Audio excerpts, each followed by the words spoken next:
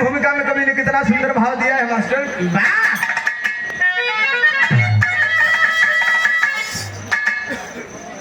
निस्तब्ध किसी के पनाह में हिमायु,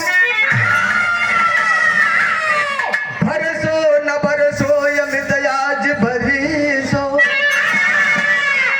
शीतल हो भूतल तलातल महातल, रसातल में कुछ बांट ले अपने करीसो, भर बेवम में बिथिका सितारे अगरी, अलंकार किसके बनोगे चमन के,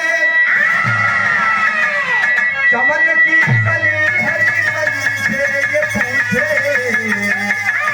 कहाँ दो नुराही है नीले गगन।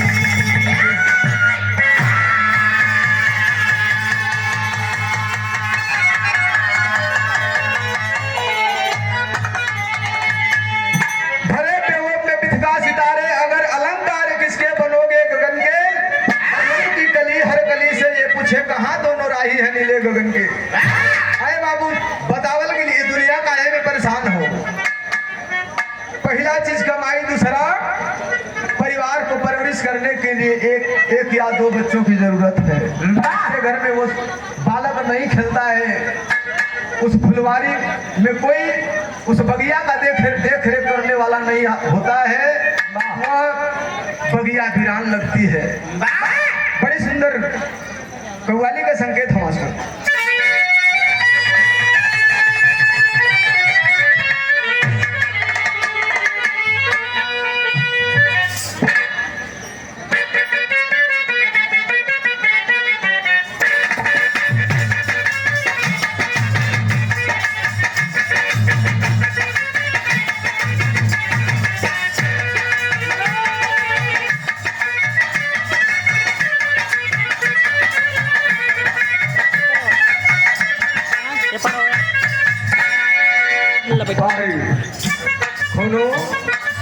दिल फेंक आशिक आजकल के परिवेश में चल रहल, लेकिन समझाई दे रहल बा।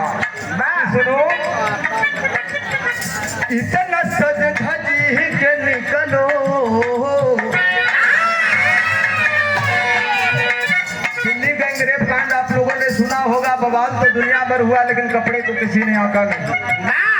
हमारे देश में पश्चिमी सभ्यता हावी है ना। आजकल 2 मीटर कपड़ा लेला पूरा परिवार के पूरी नहीं।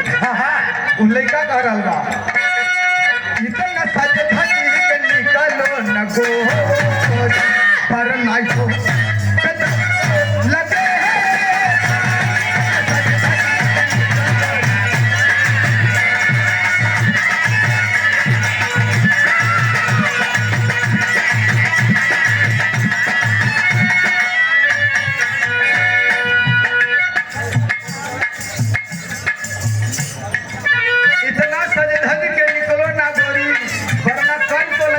टैक्स लगेगा क्या।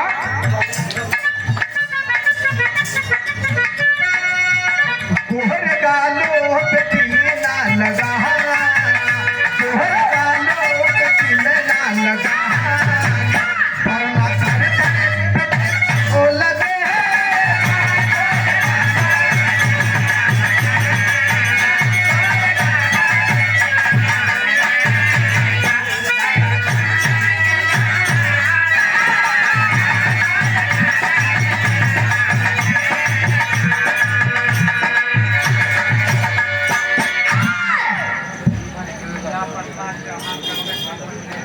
अच्छा। ये परम सम्मानित भाव भक्ति से मन को,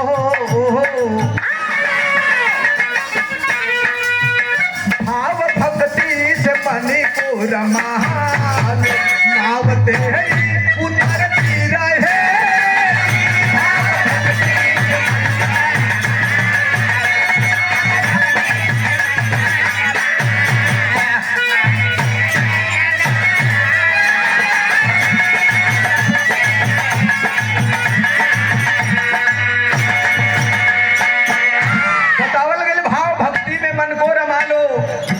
तेरी उतरती रहेगी।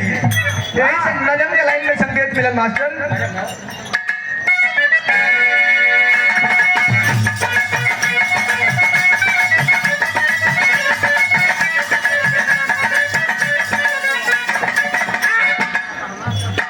बातों से जो चूक जाए वह तो देखो मर्द नहीं।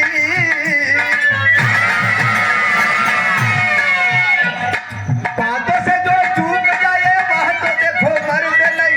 चाली से जो चूक जाए उसको कोई दर्द नहीं।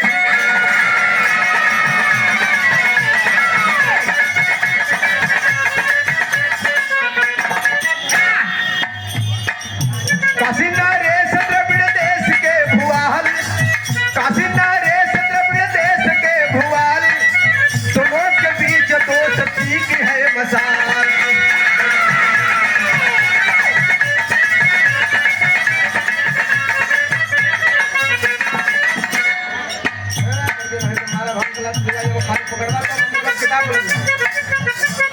रहने लगे एक साथ सूर चांद के गोहले, रहने लगे एक साथ सूर चांद के गोहले।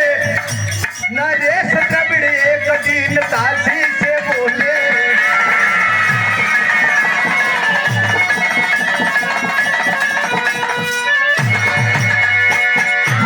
समय बतावल गए द्रविड़ देश के राजा और काशी नरेश के राजा बड़ी बरियार उन लोगों का दोस्ती भयल। एक दिन सिवान में गईलन है शिकार करे बदे। पूरा दिन बीत गई, अन्हार होके के समय जब आ गई, सूर्य भगवान अपने अस्त विसर्जन हो गईलन। ये लोग कहलन कि हमन आल रहले जब शिकार करे। पूरा दिन बीत गई, शिकार हाथ आयल ना।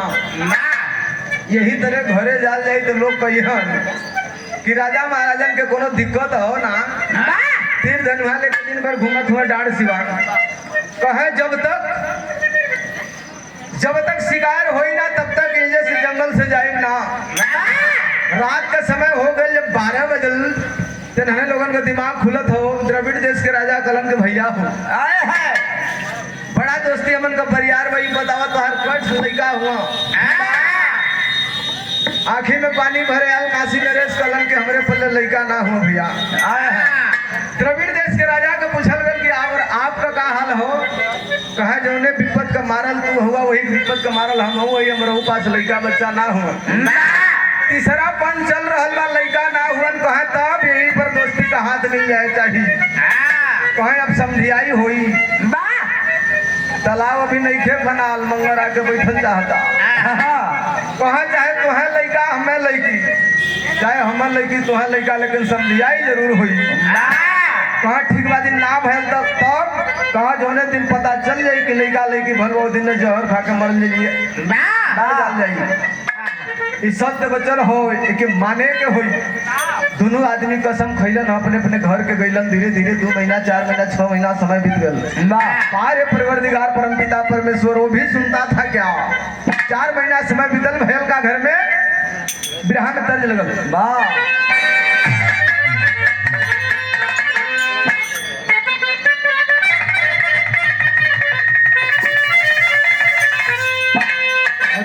चढ़त है डर लागे कोई कोहिया,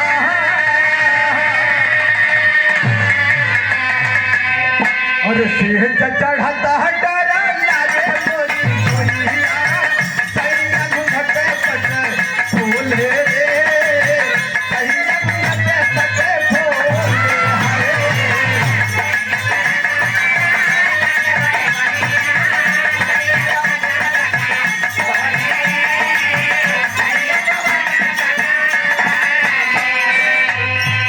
लेकिन भाई भगवान सुन लेलन। भयल का दोनों परिवार में काशी नगरी में और द्रविड़ देश के राजा दोनों उनका पत्नी से भयल का धीरे धीरे पियर भैली जान के बदलिया।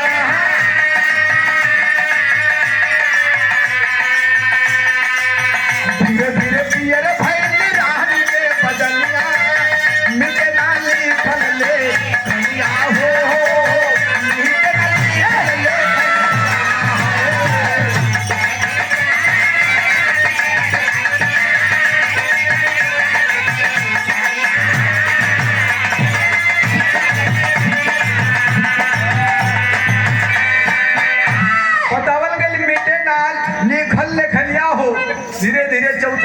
महीना के बाद काशी नगरी में भी और द्रविड़ देश के राजा में दोनों रानी गर्भ धारण कैलिन। 1 महीना 2 महीना बीतत बीतत 8वां महीना जब खत्म भयल 9वां पर रिजल्ट आ जाले। है बाबू 9वां महीना में रिजल्ट ही आयल कि काशी नगरी का राजा फटाक से चिट्ठी लिखलन। देखा हमरे पल्ले बड़ी सुंदर कन्या भइल हो। कहे और आप बताइता जब कन्या का नाम लेलन तो कन्या पैदा भइलन। कहा ऐसा करा के अभी के ना बताओ ले। अब यही चले अमर तो होत हो। कहा इसे बताओ ले तो कुल जहर खा के मरे भूल पर क्या है ना। कहा भैया वही हमारे घरे छठिहारी ना भलो। कहा तो होई तो जल्दी बता दिया। कहा ठीक हो। कहे अब अपने परिवार से कलन के काम कर फटाक से कोई माहौर मिल जाती हम खाई तोर साथ हमार ना हो पाई। कहे हिंदुस्तान हो ऐसे थोड़ो मरे कहो। कल गेल का और दिन बचाया मेरा यहाँ वे ना दिया और दिन घर के घर पैदा होई गई।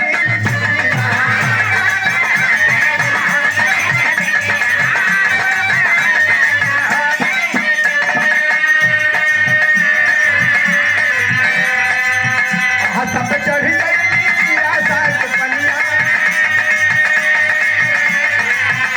सब चढ़ गई आशा के पनिया।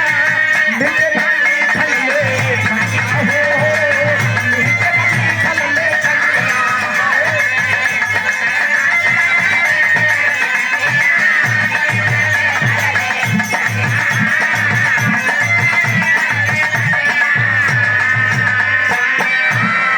द्रविड़ देश के राजा कमन की अब जिए के ना हो रे पागल। हमनी का प्रतिज्ञा हो कमन का समझियाई हुई। कहानी पूरा समझियाई हुई है ये भी लड़कियां पैदा भइल हो।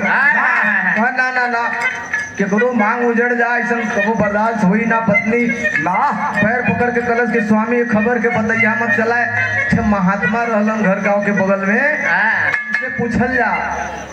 दोनों प्राणी गइलन हो घर में पूर्व कन्या के सुता के पैर पकड़ के पूछत उनकी ऐसन ऐसन का बात है कुछ उपाय बतावा। देखा का उपाय बताओ तो ना विराह में तर्ज बदल गई।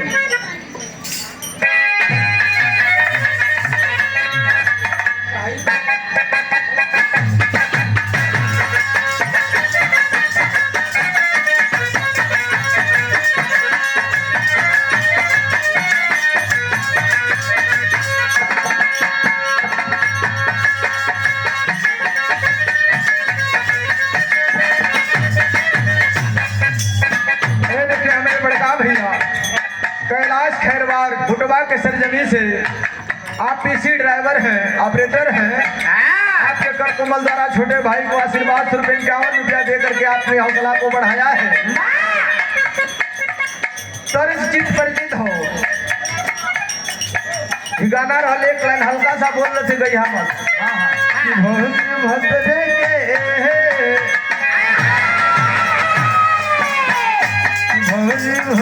के हो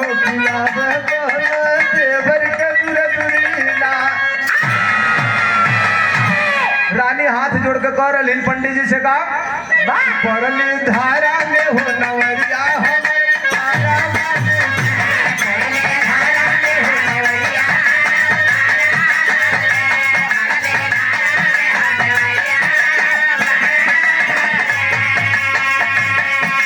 तो महात्मा जी पूछत का दिक्कत है प्रतिज्ञा कैले हो मनी का समझियाई हुई हमारे पल्ले लड़की भइल बा वहां भी लड़कियां भइलो।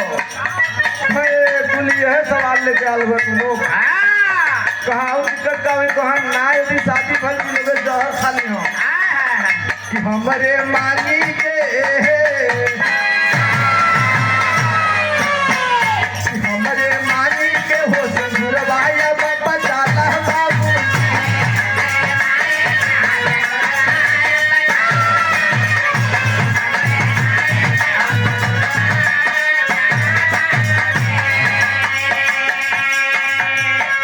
मोहरनी के जीवन साथी मोर के बचावा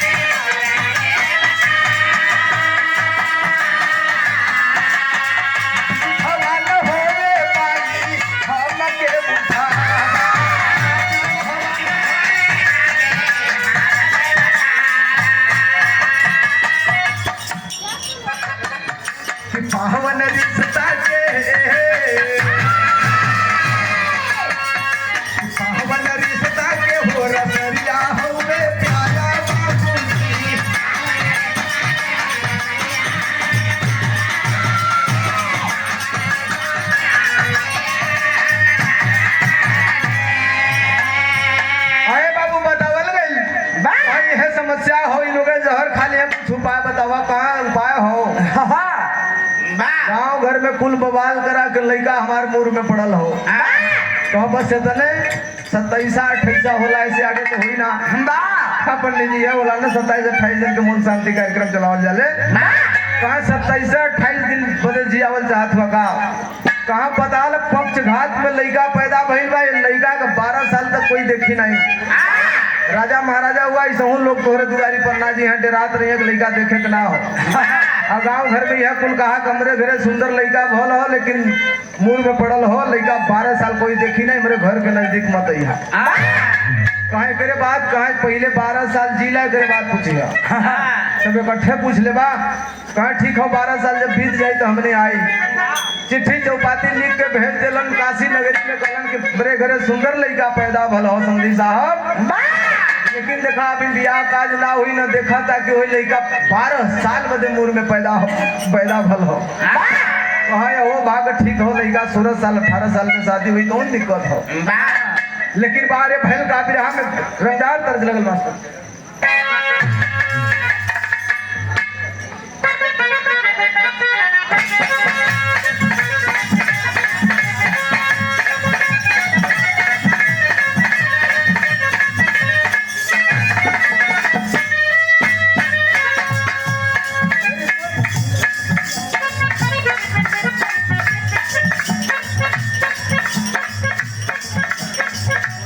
छोड़ दा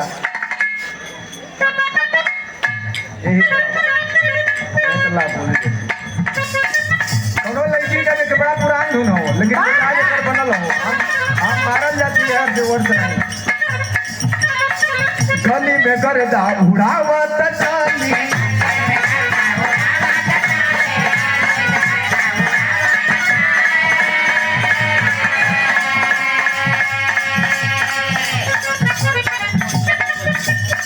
मजे लाल गोबर में देखा फलवारी,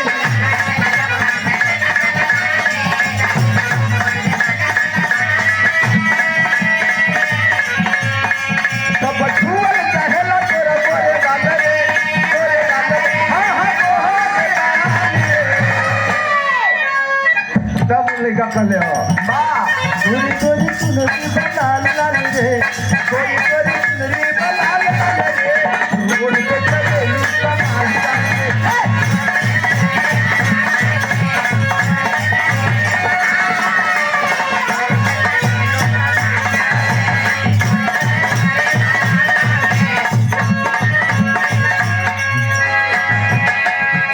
महात्मा जी बता रहे होगा अरे बिगड़ी बनत बन जाही रानी जी, बिगड़ी बनत बन जाही रानी जी, 12 बरिस लाग जाही रानी जी, बिगड़ी बनत बन जाही रानी जी।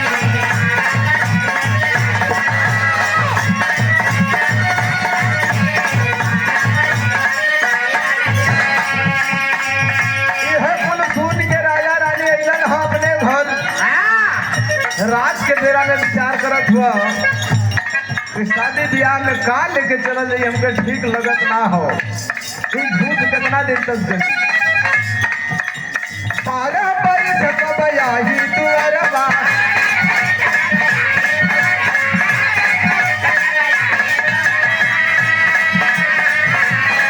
अरे 12 बरिस कब आही दुअरवा, शादी के बेरी सब सखिया के हरवा।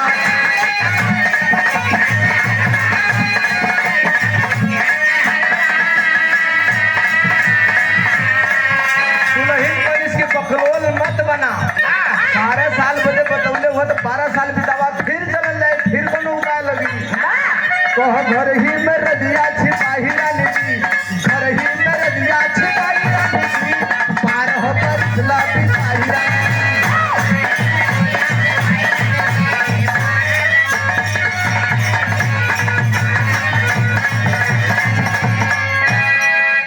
है बाबू कहे 12 साल बितावा। धीरे धीरे धीरे धीरे समय बीते लगल। 12 साल नजदीक आवत आवत कुल लोग भुला गए कि राजा घरे कोई कितना दिन भयल हो लड़का के। 12 साल के जगह पर 16 साल बीत गई। द्रविड़ देश के राजा रानी के लिए आके कलन के घर में बंद करो, चलो ही महात्मा लगे चलो जा। हाँ भैया 12 से बदले 16 बीत गई। अब बतावा कहाँ हो गई? कहा बतौले रहा कि 12 साल में मूर में पड़ल हो, 16 साल बीत गई।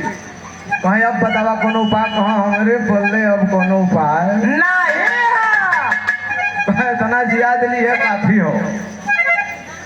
मरुआयल मुंह लेकर राजा रानी घर लौटल। कहा वो चुतिया का फेरा में पड़ के हम आज तक साला कपारे पर विपट ढोवत से कब मर गई, फालतू तू ले गई हमके। अरे ये इंसान के झूठ बोल के जियल हमके बर्दाश्त नहीं हो। तब रानी गलीस की सुना, अब 12 साल 16 साल बीतिए गल बात वो और झूठ चली। कहा लिखा पत्रों लिखा तो मैं लिखाई का विराम में तर्ज लगला बा।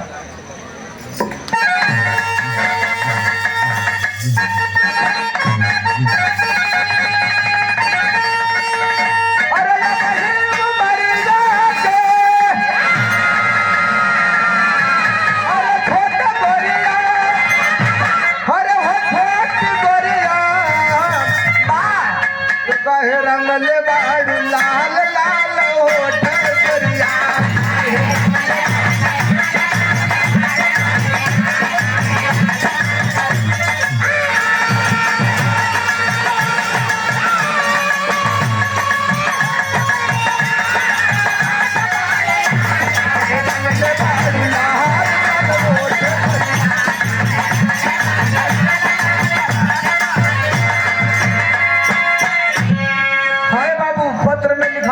हेलो हाय वाला जमाना नहीं रहा। क्या लिखा था? अरे लिख पतिया के पतिया, अरे अभिराम समधी, अभिराम समधी। अगला लाइन कितना खतरनाक हो लिखो तू कि तोहर सिया लोग पैदा भइला राम समधी।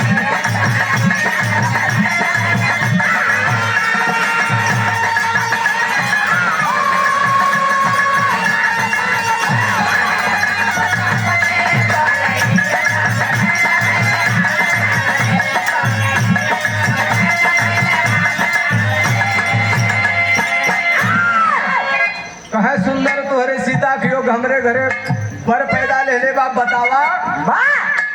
16-17 साल बीत गई, काशी नरेश भूल गईलन कि का बात भई रहल भाई। पत्र वापस भेजत हुन के साफ साफ बतावा, हमर ठीक नहीं लगत हो। का लिखत बड़ा ध्यान धरावत हुन दूसरा पत्र में का, अरे मनवा में ख्याल करा, थोड़ा जोर डाला दिमाग में। अरे मनवा में ख्याल करा बनवा के पतिया, कल न दिन आई हम साज के बरतिया।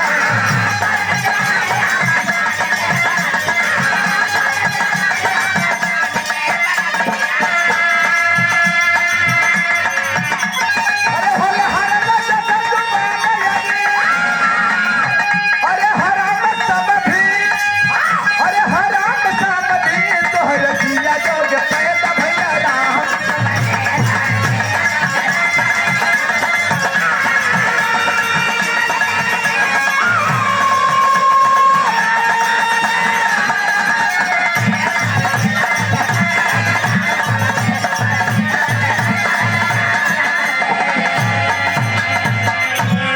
कहाँ बने में थोड़ा सा ख्याल करा वो जंगल वाली बात।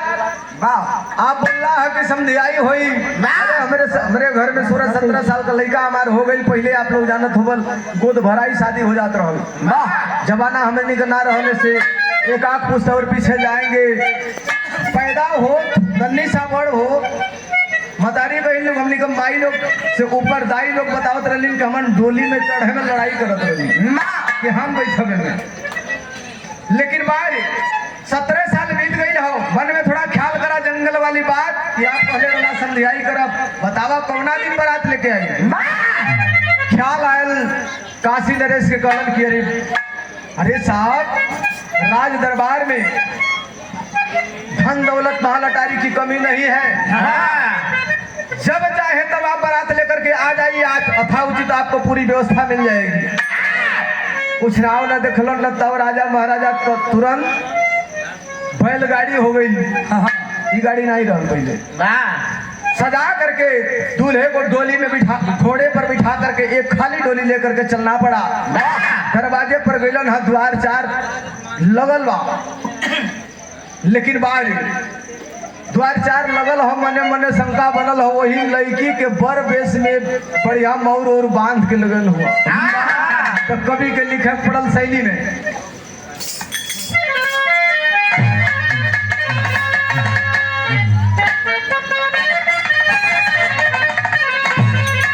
अरे बदरी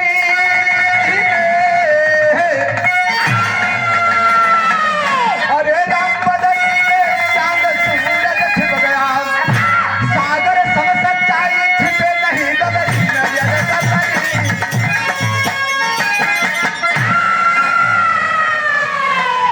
आए बाबू बतावल गई द्वार चार लगल हो, एक ओरी हेरो से पंडित जी गए रहन, एक ओरी हेरो से गए रहन। पंडित जी लोग आपस में, एक तरफ का पंडित जी थोड़ा सियान रहलन, और पक्ष का जो पंडित जी रहलन तनी मनी सियान रहलन, ऐसे ही धोती का छाप ही तो गई रहलन। और कन्या पक्ष में जे बाबू पंडित जी थोड़ा नया उम्र का रहलन, जाके कहलन सियाने आदमी रहलन, पंडित जी कहलन कि अभी तू बालक हो, 100-200 ले लेना, लेकिन कथा मुझे कहने देना। कहे होड़ लगल हो यहाँ, हमारे मतिन पंडित एरिया में कोनो ना हुआ, तू कैसे कथा कह दे बात, जे तोके अनले हुई उसे ला अपन खर्चा बताइए, हमसे काहे मांगा। कहा अच्छा चला पढ़ा, लेकिन गड़बड़ मत पढ़िया। है बाबू ऐसे ही बैठ के सियाने पंडित बैठल हो, उनकर कथा सुनत और पढ़त मन, जैसे गंग जमल नलधारा अचल रहे, ई बार तुम्हारा बर कन्या चिरंजीवी रहे, जजमान जल्दी दक्षिणा बढ़ावा। दिमाग खराब हो गई, सियनका पंडित को कहे तुका कर दे, हिया छोड़ हुआ कूद जाता, ऐसे ही बिया होई, तुका हम पढ़ा दो। वो लइके रहल, सोचलस कि साला कुछ गड़बड़ हो गई का। कहा ठीक हो चाचा, तू वहीं बोला। पंडित जी बैठलन, मंत्र पढ़े लगलन, में कमी नहीं रहल। मंत्र पढ़त भूम लेत हुई, कहानी तन्नी सा बचल। कलन की ठीक हो, पढ़त जैसे हमके में पसीना हो, तो पंडित जी लत फत हो गई। लड़की उठे कलन की एक काम करा दे, सियान आदमी उन्हें फर्रटवे ले आके लगा देता, फरफरा आ जाए। बैटरी वाला जमाना रहल का, फर्रटाला पंखवा लगा देता, कम से कम वही सियान आदमी जिंदा रही तो ठीक हो। पढ़ल लिखल लड़की आके फर्राटा पंखा लगा दिल भयल का बा, वो सब पर गाना चलत रहल द्वार चार में। हाँ, कौन गाना चलत रहल, पंडित जी ध्यान ना दे।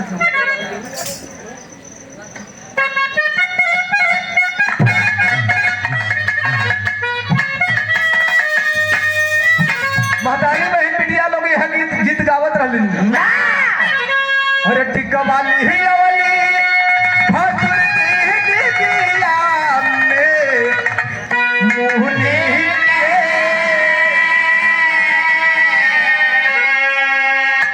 अरे खोली के देखावा ना, अरे खोली के देखावा ना, सगारी दे चूली के।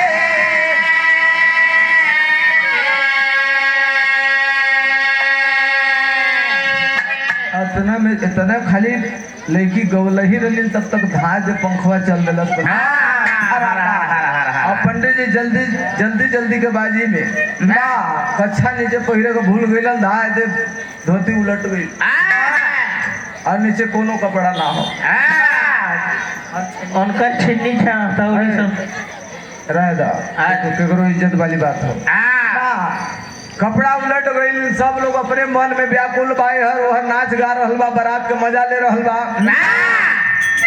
तब तक पढ़ल लिखल होशियार लड़की कहे हरी हरी हरी, पंडित जी मगन हुआ कथा भगवत में, इनके पते ना हो कुमार धोती उलाट गई।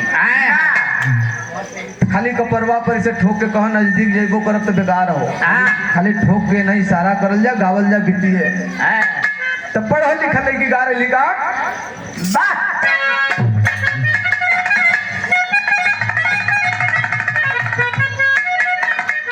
अरे पोथिया बहके में पंडित गईला भुलाई हो,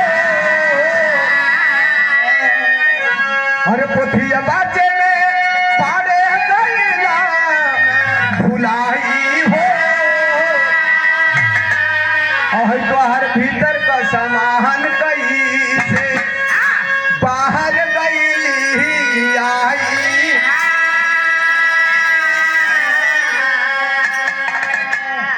इतना मन का मारल पंडित जी ना रहो बट लेकिन का ध्यान जब बोलली ना तो ध्यान दिलन अपने कपड़ा पर तपलन तपलन लड़की जाए लगलन लोग जब जाए लगलन हथवा पकड़ के सुन बाचे सुन इतना कुल भरल समाज में इज्जत बचले कुछ ले कर देख का हुआ अरे धन बाड़ू बाची ले हल इज्जत सचाई हो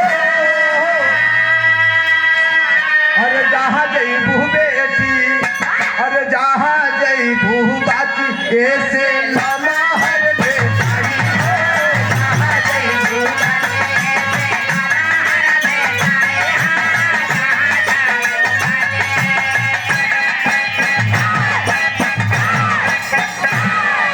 कहा धन बाड़ू बाची इज्जत बचा ले लू जहाँ जईबू ऐसे लंबा पैबू मतलब कहे के उनकर मकसद गलत नहीं रहा वो बारात में 16-17 साल का लड़का गल रहल बन गई कहा तोहार बियाह हुई बिटिया इससे लंबा दुल्हा पड़ू लड़की चल रही द्वार चार में लड़की मन ही मन सोचत रही कि क्या घुंघराले बाल है कहा सुगा कठोर मत नाक हो टमाटर जैसे गाल है।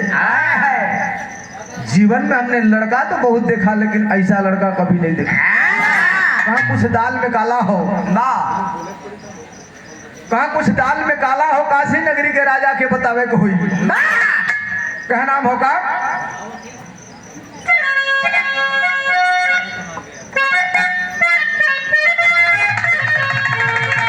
अरे बाग में बाहर के सारा यही लहना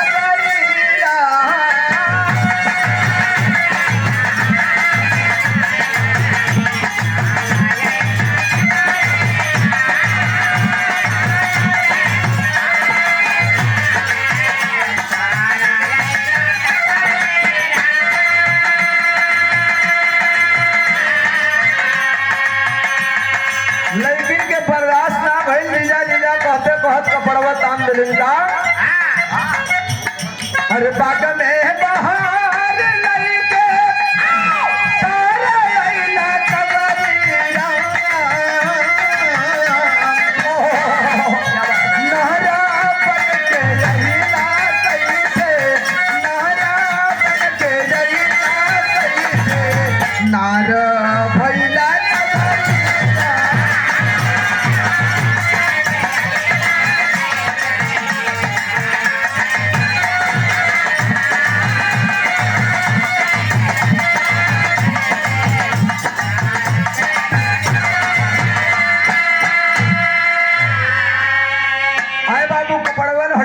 कहीं म्यांमार का पठार तो कहीं बंगाल का खाड़ी काशी नगरी के तुरंत जाकर राजा के बतौलन क्या है राजा साहब क्या शादी का बकवास बना के आप रखे हैं जिस लड़के को बिठा करके आप दामाद बनाना चाहते हैं वो लड़का नहीं है वहां साबित करो साले को छोड़ूंगा नहीं।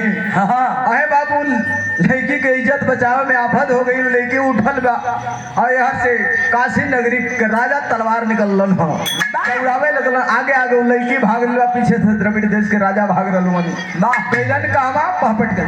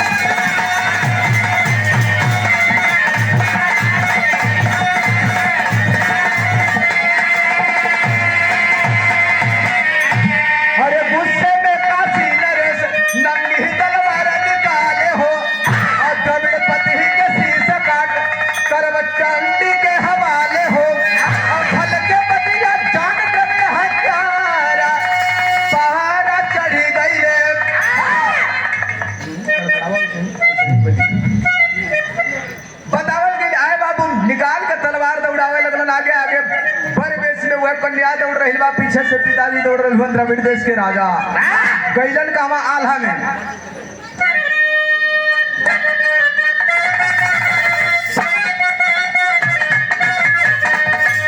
और जैसे हो संतन के असंत मिल लाखों भैया,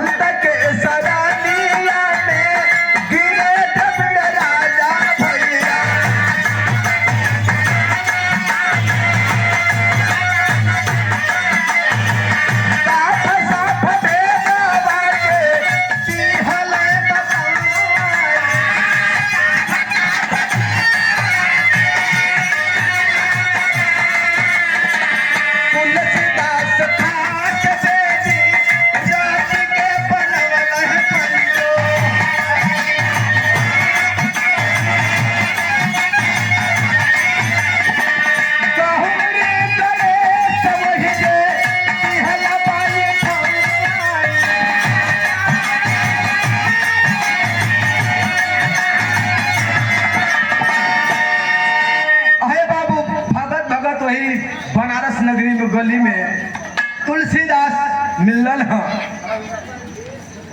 चरणे पर गिरी करके द्रविड़ देश के राजा कलन के साहब माँ एगो पंडित मिलल हलन तो 12, 15, 16 साल जियोला। कुछ आपो बता दे कहे कहा भाई पूरी कहानी के बता दे यार।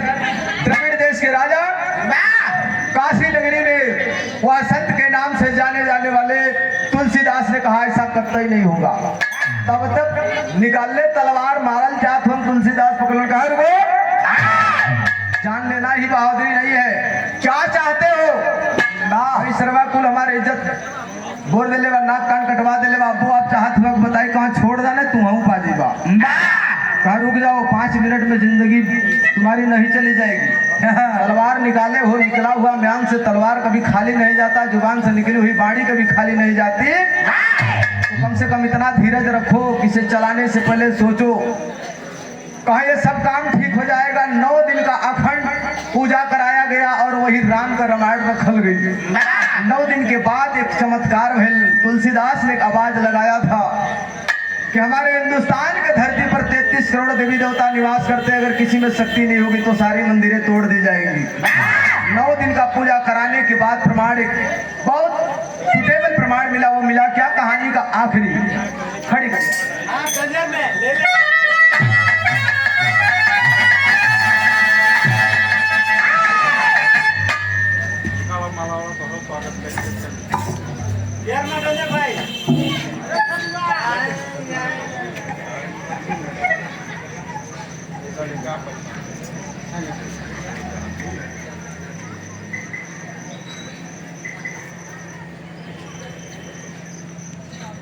फोटो खींच दिली हैं। खाली 2 मिनट बाद बता 2 मिनट बाद चलो। और हम लोगों के गार्जियन और इस कार्यक्रम के संयोजक अध्यक्षता कर रहे आप परम आदरणीय बड़े भैया आनंद सिंह चौहान के कर कोमल द्वारा चलत चलावत के बेरी में 101 रुपया दे करके आशीर्वाद आप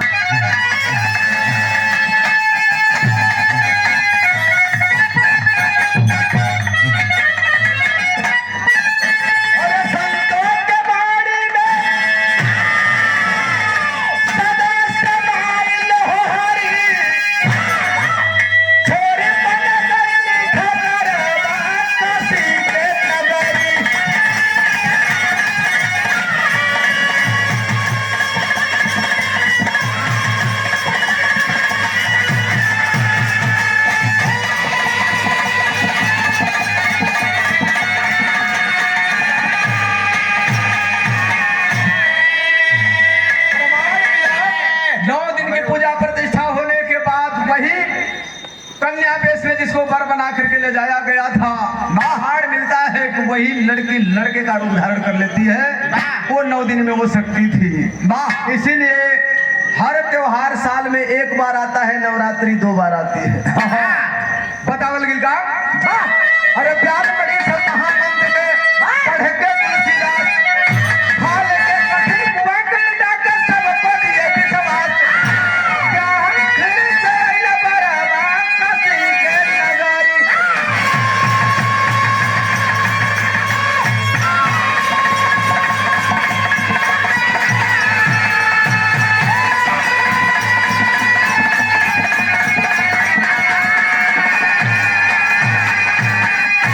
तुलसीदास कलम चलाओ बाण चलाना चाहते हो ना चला के दिखाओ। खुशी खुशी से वही पर पक्ष जाकर के मंडप में बैठते हैं और बड़ी विनम्रता के साथ शादी विवाह संपन्न होता है। कहानी का अंतिम सारांश। गुरु बिहारी गुरुपद तुझ है